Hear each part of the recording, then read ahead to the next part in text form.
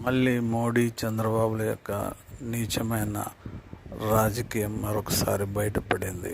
అదేంటంటే సుప్రీంకోర్టు జడ్జిల మీద ప్రెషర్ పెట్టి ఎస్సీ వర్గీకరణ తీసుకొచ్చారు.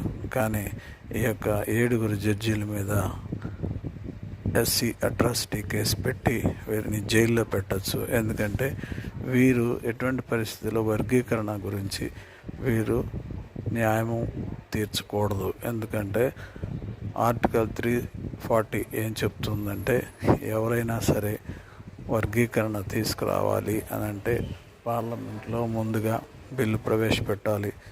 అందరూ ఏకాభిప్రాయంతో దాన్ని ప్రెసిడెంట్ ఆఫ్ ఇండియాకు తీసుకువెళ్ళిన తర్వాత మాత్రమే, ఆమోద ముద్ర పడిన తర్వాత మాత్రమే అది అంగీకరింపబడుతుంది.